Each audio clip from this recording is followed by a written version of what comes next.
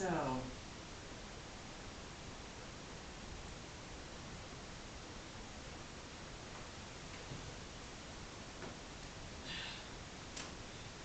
haben hier den 3 Uhr Bericht. Wir haben 2 Uhr jetzt zweimal durchgelebt. Also jetzt ist es auf jeden Fall das letzte Mal 3 Uhr für heute. Halloween Day. Und seit dem letzten Bericht habe ich in diesem Buch rumgestöbert. Hier sind ganz viele berühmte Geschichten. Ich habe einen Ausschnitt aus The Hound of the Baskervilles gelesen. Ich glaube, ich spreche lieber in Englisch jetzt. There are stories by Edgar Allan Poe. I read an excerpt from The Turn of the Screw by Henry James.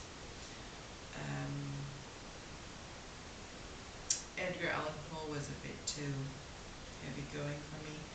I read a little bit of Wuthering Heights, and now I am in the middle of something called The Lost Ghost by Mary E. Wilkins. And this is an American authoress. I'll read you a little passage.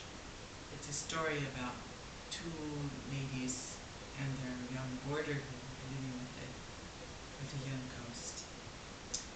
Well, that same thing kept happening, or something very much the same. Once in a while, Mrs. Bird would be washing dishes, and all at once the child would be standing beside her with a dish towel wiping them. Of course, that was terrible. Mrs. Bird would wash the dishes all over. Sometimes she didn't tell Mrs. Dennison. It made her so nervous. Sometimes when they were making cake, they would find the raisins all baked over, and sometimes little sticks of kindling wood would be found laying beside the kitchen stove. They never knew when they would come across that child, and always she kept saying over and over that she couldn't find her mother. They never tried talking to her, except once in a while Mrs. Bird would get desperate and ask her something, but the child never seemed to hear it. She always kept right on saying that she couldn't find her mother. After they had told me all that they had to tell about their experience with the child, they told me about the house and the people that had lived there before they did. It seemed something dreadful had happened in that house, and the land agent had never let on to them. I don't think they would have bought it if he had, no matter how cheap it was. Why, even if folks aren't really afraid of anything, they don't want to live in houses where such dreadful things have happened that you keep thinking about them. I know after they told me I should never have stayed there another night if I hadn't thought so much of them, no matter how comfortable I was made. And I never was nervous either, but I stayed. Of course, it didn't happen in my home. If it had, I could not have stayed.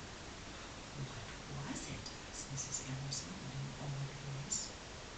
It was an awful thing. That child had lived in the house with her father and mother 2 years before. So I can't wait to find out how the story goes on.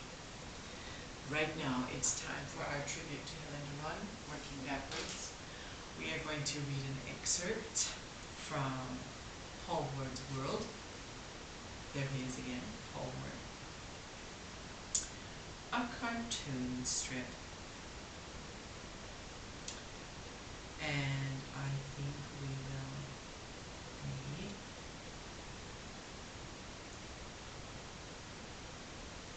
At Home,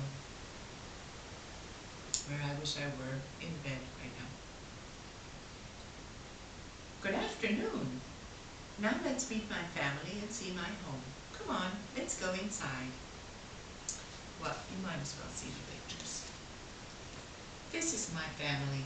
This is my father, my mother, and my sister Kim. Hi, we are Paul's mother and father. I have a lot more people in my family. Let's look at the family photo album. This is my aunt. She's my mom's twin sister.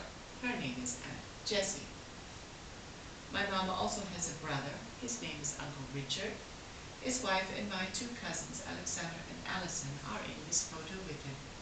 These are my grandparents, Grandma Kiki and Grandpa Jake. They have 3 children. This is a picture of my mom and Aunt Jessie, aged 10 years old, and Uncle Richard was 12 years old. My dad is an only child. That means he doesn't have any siblings.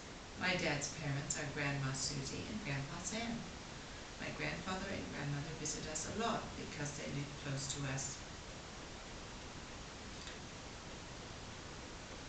I think we'll stop there for now and just get a feeling how much information the children receive through this format. And now we shall be pausing the camera until 4 o'clock. Time is short. Great. Thank you.